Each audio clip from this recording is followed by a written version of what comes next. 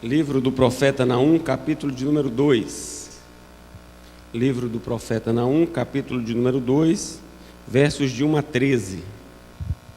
O destruidor sobe contra ti, ó Nínive. Guarda a fortaleza, vigia o caminho, fortalece os lombos, reúne todas as tuas forças. Porque o Senhor restaura a glória de Jacó, como a glória de Israel, porque saqueadores o saquearam e destruíram os seus sarmentos. Os escudos dos seus heróis são vermelhos, os homens valentes vestem escarlata, cintila o aço dos carros no dia do seu aparelhamento e vibram as lanças. Os carros passam furiosamente pelas ruas e se cruzam velozes pelas praças, parecem tochas, correm como relâmpago. Os nobres são chamados, mas tropeçam em seu caminho, apressam-se para chegar ao muro e já encontram o testudo inimigo armado. As comportas dos rios se abrem e o palácio é destruído. Está decretado, a cidade rainha está despida e levada em cativeiro. As suas servas gemem como pombas e batem no peito. Nínive, desde que existe, tem sido como um açude de águas, mas agora fogem. Parai, parai, clama-se, mas ninguém se volta.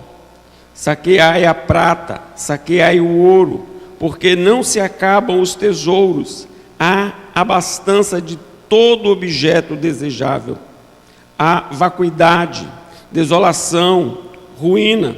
O coração se derrete, os joelhos tremem, em todos os lombos a angústia, e o rosto de todos se empalidece.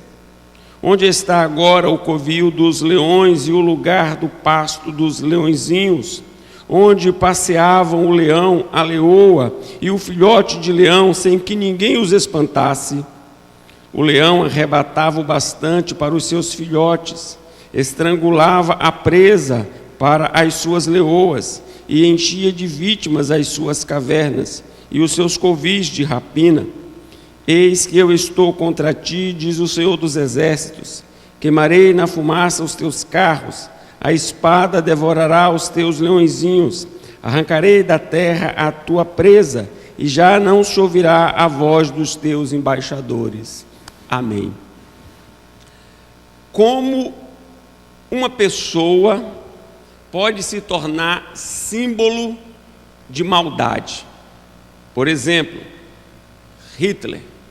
Ao mencionar o nome, logo associamos a ele tanta coisa indesejável, tanta maldade, tanto desejo maligno. Podemos então tomar um local, uma cidade, uma nação, e como símbolo de coisas tão objetas, de coisas tão perversas. Vou dar um exemplo mais próximo, porque talvez estejamos muito distantes historicamente do texto. Quando eu falo de Brasília, há uma associação muito rápida a tantas coisas negativas, há aspectos positivos, há coisas boas na cidade, na sua arquitetura, naquela beleza que foi produzida pela engenhosidade humana, mas também há tanta corrupção, tantos desmandos, tantos desvios, há ali tanto sangue derramado, obviamente que não de forma literal, mas por meio da apropriação de valores que deveriam ser investidos para salvar tantas vidas. Então, quando nós falamos de um determinado local, de uma determinada região, de uma determinada pessoa, logo associamos vários conceitos, várias ideias ao nome mencionado. E o texto aqui menciona uma cidade, a cidade de Nínive. Uma cidade conhecida por sua violência, uma cidade conhecida por seu orgulho, uma cidade conhecida por derramar sangue inocente, uma cidade conhecida por uma sede insaciável de poder, de glória, de riqueza, uma cidade efetivamente manchada por sua transgressão, maculada por sua iniquidade. O nome já dispersava, já emitia pavor, terror nos seus adversários. Os assírios eram certamente de uma perversidade incomum. Eles eram capazes de pegar um inimigo e, com requinte de crueldade, tirar só a pele do inimigo, para que ele pudesse, então, completamente sem pele, ficar exposto para servir, então, de objeto de intimidação aos demais. Num recado claro de que, se opuserem quando conquistados, o que fizemos com ele, faremos com vocês. Nínive é uma cidade descrita pelos horrores, pelos terrores dos seus pecados. Mas antes de adentrarmos ao texto, que é uma profecia específica contra uma cidade, capital de uma nação, seria importante, meus amados irmãos, recordarmos um pouco da história para que possamos ter um melhor contexto. E certamente que esta recordação vai nos levar a meditar sobre a importância de uma palavra em especial, e a palavra é arrependimento. Certamente que, se pudéssemos escolher hoje uma palavra para descrever o estudo bíblico desta noite, a palavra é arrependimento. É uma palavra muito solene, é uma palavra muito sóbria, é uma palavra muito importante, é uma palavra de profundo valor em toda a Escritura, em todos os períodos, quer no Antigo Testamento, quer no Novo Testamento. O arrependimento é o que se requer daquele que aproxima-se de Deus. O arrependimento é o que se exige para uma reconciliação com Deus. E tanto é assim que a mensagem do precursor de João Batista era uma mensagem que clamava por arrependimento. E a mensagem do Senhor Jesus, quando do início do seu ministério, era uma mensagem que clamava por arrependimento. Arrependimento perpassa toda a Escritura, e nós somos chamados diariamente ao arrependimento diante de Deus das nossas obras mortas, das nossas palavras ímpias, dos nossos pensamentos impuros, da obstinação do nosso coração, da nossa rebeldia, da nossa inclemência, da nossa frieza e de tantos outros pecados que muitas vezes não só praticamos, como guardamos. Arrependimento é o que se exige de nós. A monarquia pós-Salomão experimentou uma divisão, um fracionamento do reino. A nação antes unida, a nação antes forte, a nação antes poderosa, tendo experimentado o desenvolvimento militar, sobretudo proporcionado por Davi com as suas inúmeras conquistas, ampliado por Salomão, e Salomão levou a efeito a expansão de Israel por meio de um trabalho muito efetivo no que diz respeito ao fortalecimento das cidades. Agora, no ano de 930, experimenta a ruptura, experimenta a divisão.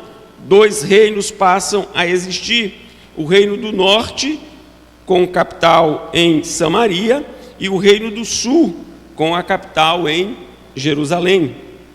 O reino do norte vai ter uma duração de aproximadamente 208 anos, pois em 722 o reino será completamente dominado, subjugado, humilhado e expoliado pela Assíria, cuja capital era Nínive, a cidade de que o texto aqui trata. A Assíria cresceu, se fortaleceu e começou a impor aos seus inimigos regras cada vez mais duras, e quando os inimigos se opunham, a Assíria os subjugava plenamente e os esmagava. E isso ela fez então com o reino do norte, e em 722 Samaria caiu completamente humilhada e foi profundamente devastada. O reino do norte, na sua trajetória de 208 anos, foi um reino caracterizado por instabilidade política, sincretismo religioso. O povo estava em dúvida a respeito de cultuar a Deus ou cultuar a Baal. Sua liderança, do ponto de vista dos seus líderes, dos seus monarcas, eram completamente ineficazes. Eram reis fracos quanto à administração e ímpios quanto ao procedimento. E tudo isso refletia, por meio da sua política internacional, a sua descrença em Deus e a sua crença no braço forte dos seus aliados. O Reino do Norte, com sede em Samaria, fez muitas alianças internacionais, porque efetivamente o reino acreditava que os que estavam ali a apoiar, na hora mais angustiante da sua existência, eles poderiam efetivamente vir em seu socorro. E isso não se realizou, pois aqueles que se propuseram a vir ao seu encontro foram devastados, foram destroçados pelo terrível inimigo, a Assíria. Os profetas que militaram neste reino ao longo deste período de 208 anos, nós temos aqui o profeta Elias, que tem então um período de ministério de 875 a 848, e Elias tinha como temática os grandes assuntos nacionais.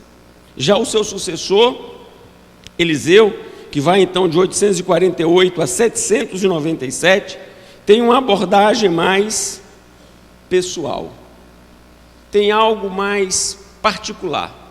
Já o grande profeta Elias tinha algo bem mais abrangente. Nós temos então, neste período aí, que vai de 930 a 722, a participação a partir, segundo os estudiosos, de 785, de vários profetas, como por exemplo, o profeta Jonas, o profeta Amós e o profeta Oséias. Todos eles trabalhando efetivamente em alertar o reino do norte acerca dos seus descaminhos e a chamá-lo ao arrependimento, ao quebrantamento, ao acatamento da palavra do nosso Deus. Porém, o reino do norte, ao longo do ministério, quer de Elias, quer de Eliseu, quer de Jonas, quer de Amós, quer de Oséias, fechou os seus ouvidos, endureceu o seu coração e continuou a pecar contra o Senhor. Até que em 722, então, a Assíria vem e vai aniquilar completamente Samaria, vai destroçar completamente o reino do norte. Mas há algo de terrível ainda por vir, é que a Assíria vai continuar a intimidar o reino do sul, cuja capital era Jerusalém. Vai exercer opressão contra o reino do sul. Vai a todo tempo querer amedrontar e impor o seu estilo de vida ao reino do sul. Conquanto não tenha conquistado, impinge sofrimento, impinge dor, impinge muita agonia ao reino do sul. E aqui então nós temos agora esta profecia de Naum contra um país representado por uma cidade, a cidade de Nínive. Uma cidade que certamente, por conta do seu aspecto maligno e opressor, estava agora ameaçada pelo próprio Deus. E o próprio Senhor haveria de exercer o seu juízo contra aquela cidade, representando uma nação por conta da sua opressão, não só para com o seu povo, mas também para com os povos vizinhos. O que nós temos aqui, meus amados irmãos, a partir então do versículo 1 do capítulo 2, no que diz respeito à profecia de Naum contra a cidade de Nínive. A primeira questão que nós podemos ver aqui é uma fala da parte do próprio Deus, expressando o seu desprezo para com aquela cidade. É uma fala que retrata, em certo aspecto, uma ironia. O destruidor sobe contra ti, ó Nínive. Guarda a fortaleza, vigia o caminho, fortalece os lombos, reúne todas as tuas forças. O próprio Deus, falando por intermédio do profeta àquela cidade, mostrando-lhe que todo o seu esforço para livrar-se do adversário que se aproximava, no caso, a Babilônia, que haveria de exercer o juízo da parte de Deus contra a ação da Assíria, tanto contra o que ele fez com o reino do norte, quanto as ameaças contínuas com o reino do sul. Deus estava dizendo a eles que não haveria nenhum esforço, nenhum empenho, absolutamente nada que eles pudessem realizar, que efetivamente dessem a eles o livramento. Já disse aqui em outras oportunidades, que não é problema quando o homem lhe abandona.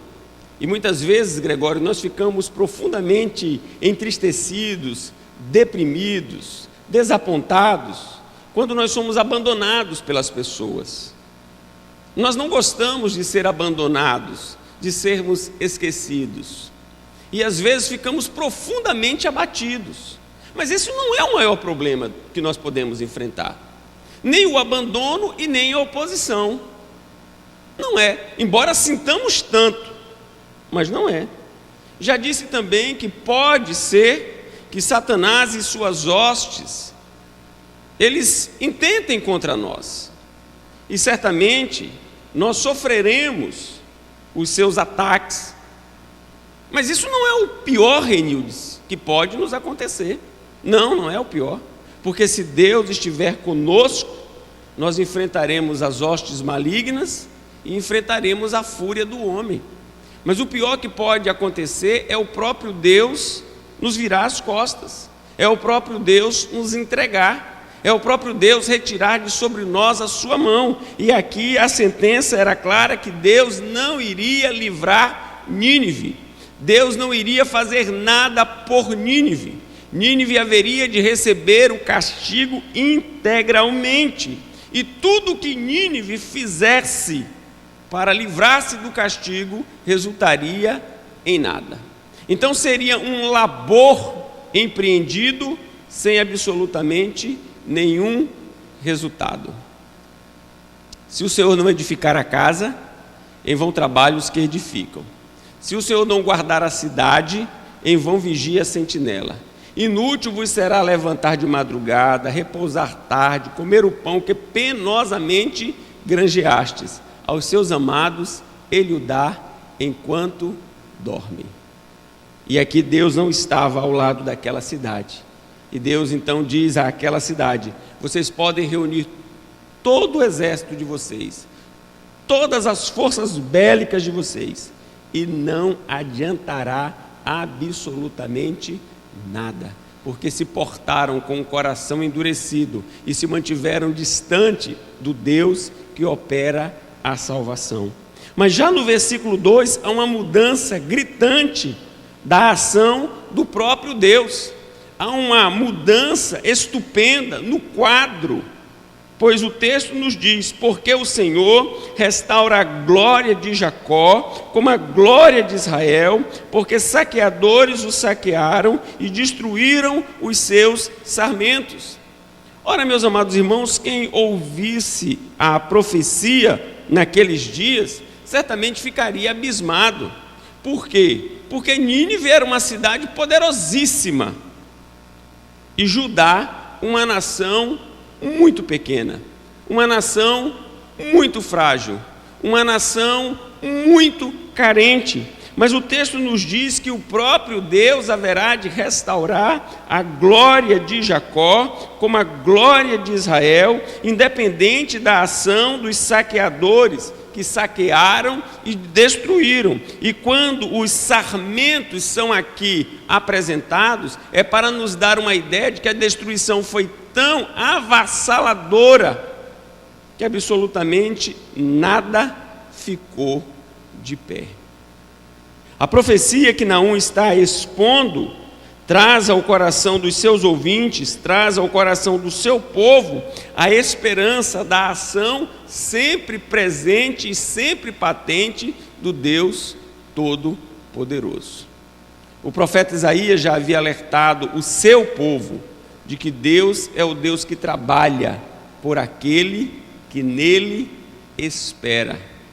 Deus é o Deus de toda fidelidade, a ponto dos montes poderem então mudar de local, afastar-se da sua origem, mas a fidelidade de Deus não muda para com o seu povo. Aqui está patente, aqui está claro a ação de Deus na vida do seu povo. Então, meus amados irmãos, nós podemos aplicar para o nosso dia a dia, para o nosso cotidiano, para a nossa vida. Por mais difícil que seja a nossa situação momentânea, por mais angustiante que seja o drama que nós estejamos a viver, por mais aflitiva que seja a situação que nós estejamos a enfrentar, por mais sombrio que seja o cenário diante dos nossos olhos, o Deus a quem nós servimos, Ele é poderoso para restituir a glória, para nos dar o conforto, para nos dar o ânimo, para nos dar o suprimento, mesmo quando a situação é uma situação que é demonstrada até pela inexistência de algo tão mínimo e vulgar como a existência dos sarmentos. Porque a ausência dos sarmentos seria uma demonstração de aniquilação total. E a promessa dele é de que ele então haveria de restituir, de restaurar toda essa questão. Eu sei que nós temos uma certa prevenção com essa palavra restituição, por conta do cenário evangélico brasileiro e da teologia da prosperidade tão presente neste cenário. É óbvio que a restituição apresentada por Naum não tem nada a ver com o espírito da restituição presente nos nossos dias. A restituição presente em nossos dias diz respeito ao mérito pessoal, diz respeito ao esforço, diz respeito a uma consagração, a uma santificação, a uma condição que nos leva a exigir de Deus alguma coisa. Isso é a restituição no tempo presente, é a restituição anunciada e propagada pela teologia da prosperidade. A restituição aqui do versículo 2, do capítulo 2 de Naum, é uma restituição que nos vem por conta da fidelidade de Deus e da sua misericórdia, da sua palavra que fora empenhada. E a palavra de Deus, ela não cai por terra, portanto o seu povo poderia esperar. Vamos ver então como a descrição dos exércitos invasores, como a descrição é detalhadamente apresentada aqui nos versículos 3 e 4. Os escudos dos seus heróis são vermelhos, os homens valentes vestem escarlata, cintila o aço dos carros no dia do seu aparelhamento e vibram as lanças. Os carros passam furiosamente pelas ruas e se cruzam velozes pelas praças, parecem tochas, correm como relâmpago.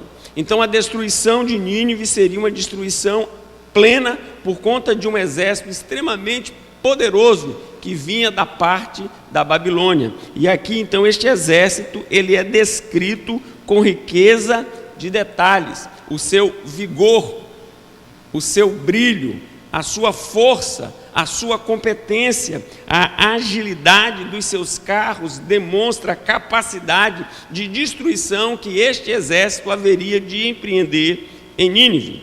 Mas como então se posicionaria, como eles se posicionariam? Eles quem? Os seus nobres, os seus líderes, aqueles que outrora foram tão violentos, tão inclementes, tão cruéis, tão despidos de qualquer misericórdia, como eles haveriam de se portar? E aqui, meus amados irmãos, vale salientar algo muito importante: o que o homem semear, isso também ceifará.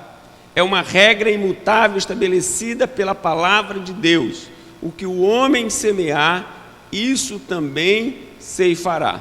Portanto, nós precisamos escolher com muito critério as nossas sementes.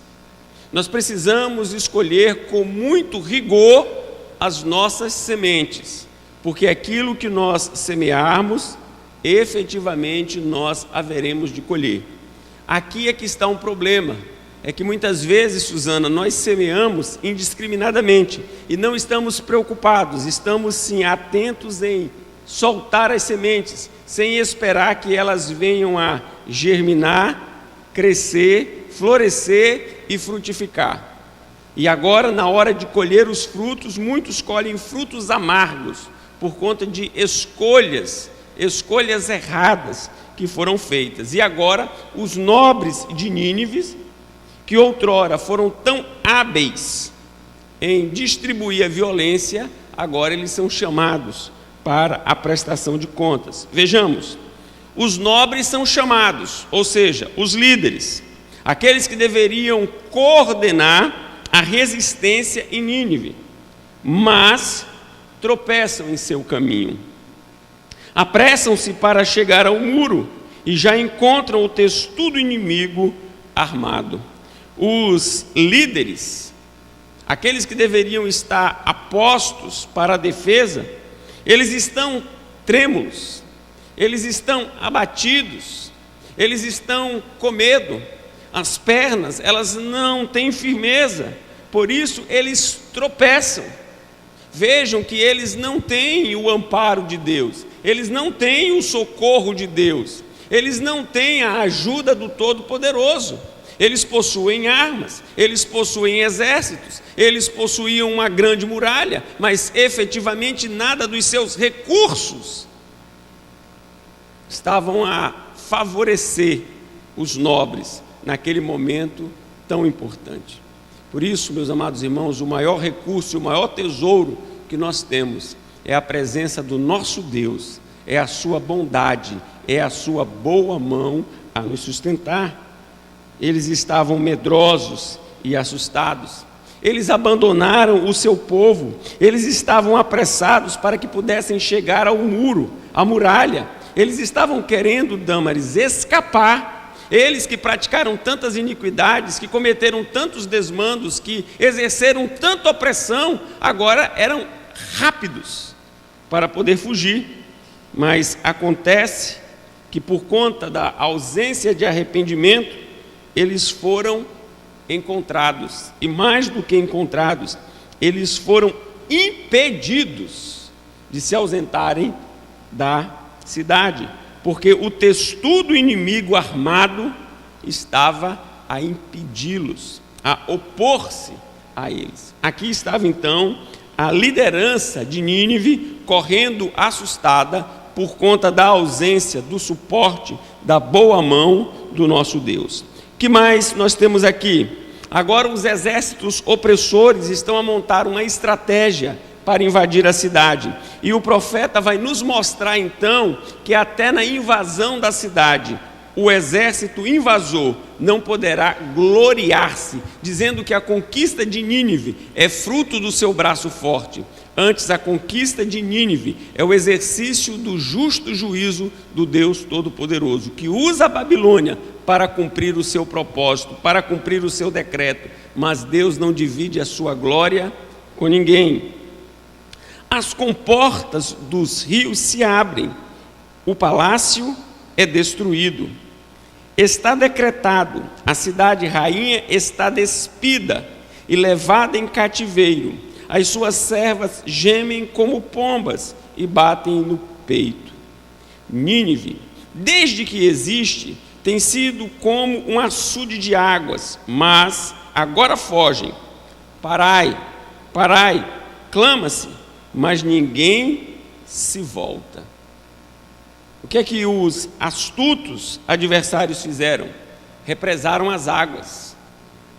E quando as águas então foram liberadas, as comportas foram abertas, Nínive foi então arrasada pela força das águas. As muralhas vieram abaixo, sem que o adversário tivesse que empreender grande esforço. Mostrando assim como Deus trabalha contra aqueles que desobedecem a sua palavra, como Deus se opõe. De sorte que a Babilônia conseguiria derrotar Nínive, mas a glória não seria sua, a glória seria sempre do Deus Todo-Poderoso. Vejamos aqui então como Deus está a castigar este povo por conta da sua maldade. Vejamos aqui o texto bíblico. A partir do versículo 9. Saqueai a prata, saqueai o ouro, porque não se acabam os tesouros, a abastança de todo objeto desejável. A vacuidade, desolação, ruína, o coração se derrete, os joelhos tremem, em todos os lombos a angústia, e o rosto de todos eles empalidece. Onde está agora o covil dos leões e o lugar do pasto dos leõezinhos, onde passeavam o leão, a leoa e o filhote do leão, sem que ninguém os espantasse? A leoa arrebatava o bastante para os seus filhotes, estrangulava a presa para as suas leoas e enchia de vítima as suas cavernas e os seus covis de rapina. Eis que eu estou contra ti, diz o Senhor dos Exércitos. Queimarei na fumaça os teus carros, a espada devorará os teus leõezinhos, arrancarei da terra a tua presa, e já não se ouvirá a voz dos teus embaixadores. A ordem de Deus para o exército da Babilônia é que Nínive fosse completamente saqueada, que nada fosse deixado, que tudo fosse levado, para que não houvesse a possibilidade de recomeço, de reconstituição, de uma retomada por conta da sua desobediência e da sua obstinação. A sua liderança já havia sido apresentada aqui no versículo de número 5. Agora, os seus guerreiros, eles são apresentados aqui, e a metáfora que é usada é a metáfora de um leão. O texto nos diz que Nínive funcionava como um covil dos leões. Leões que dominavam, leões que subjugavam, leões que estraçalhavam as suas presas. E havia tanta fartura que todos eram devidamente alimentados. E eles então estavam num lugar de morte, de arrebatamento das vítimas, de dor e de sofrimento. Isso era a descrição de Nínive. Mas agora a pergunta do profeta é: onde estão os valentes? Onde estão os opressores? Onde estão aqueles que impingiam dor e sofrimento? Onde estão aqueles que outrora eram engenhosos em derramar sangue? Onde eles estão? Efetivamente, o que a Babilônia haveria de fazer com aquela cidade seria o exercício do juízo, e todos os opressores seriam deliberadamente esmagados, deliberadamente derrotados. Todos eles seriam envergonhados. Eis que eu estou contra ti, diz o Senhor dos Exércitos.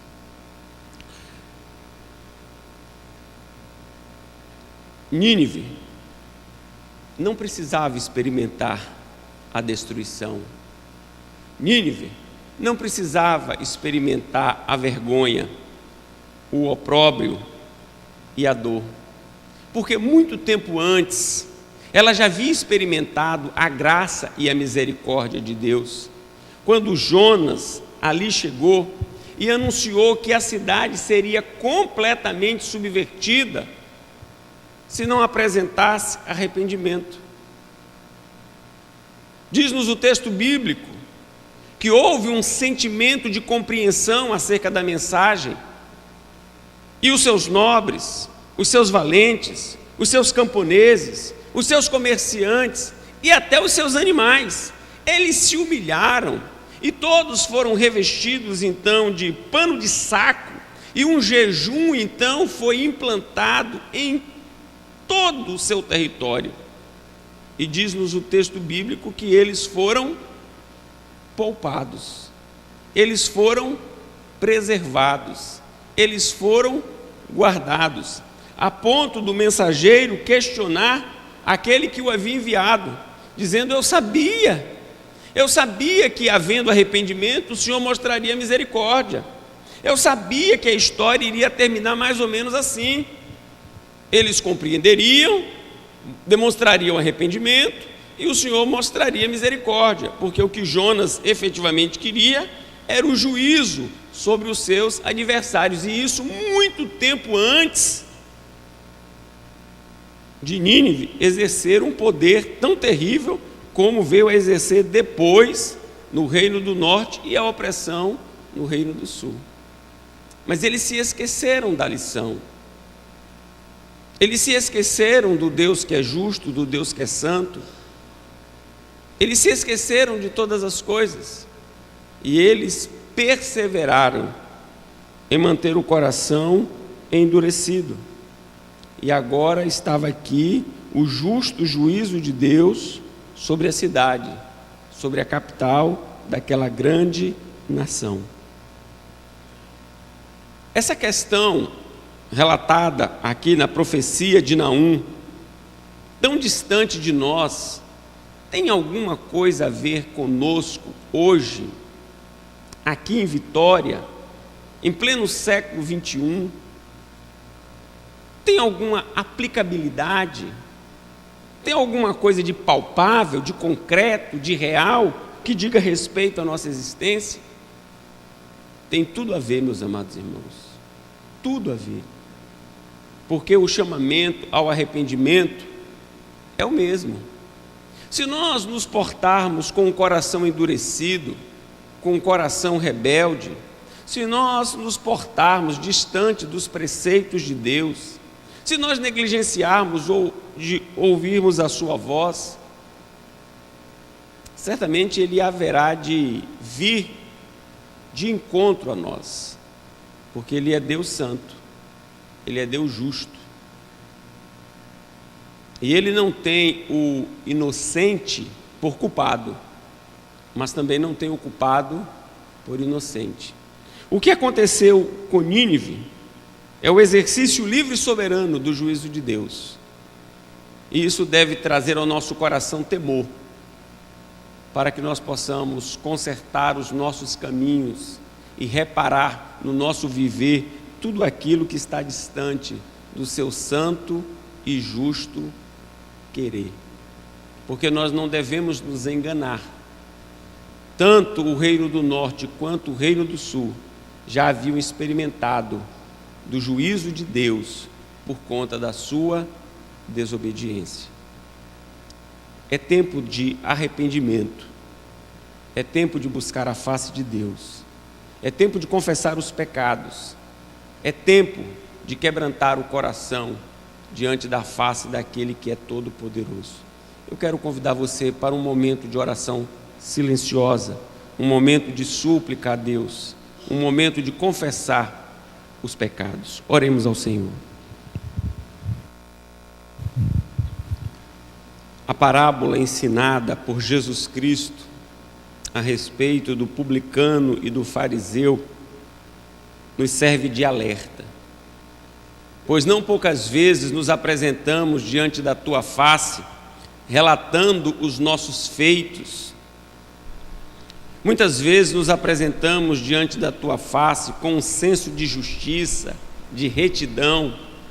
Muitas vezes, ó Deus, nos apresentamos diante da Tua presença, trazendo vanglória nos nossos lábios, e quando olhamos ao nosso derredor, nos julgamos tão perfeitos, tão especiais, tão competentes, tão bons, tão justos, tão retos.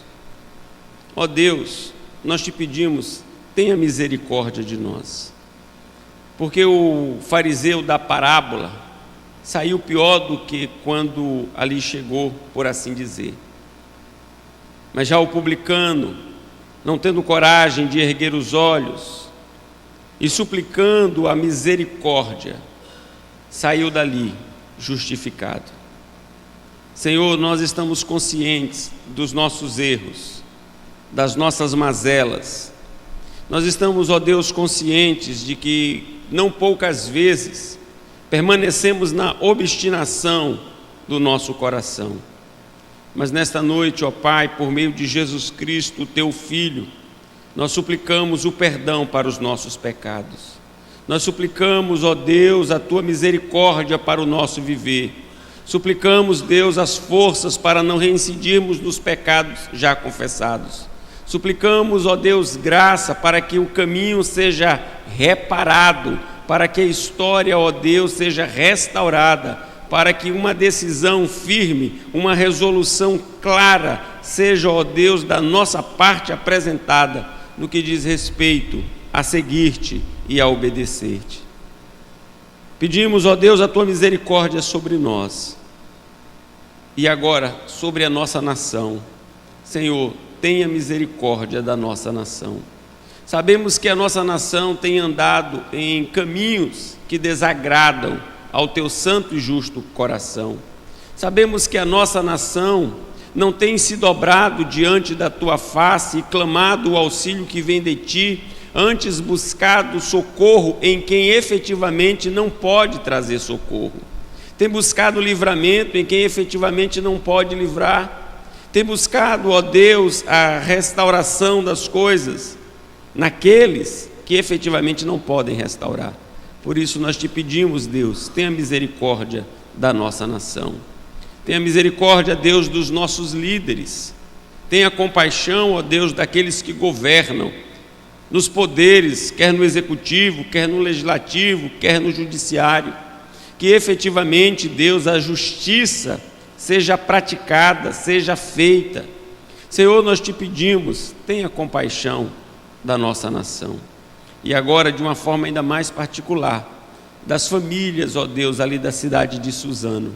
Famílias que estão, ó Deus, enlutadas, sofrendo pela perda de entes queridos. Nós te pedimos, conforta, consola, tenha misericórdia.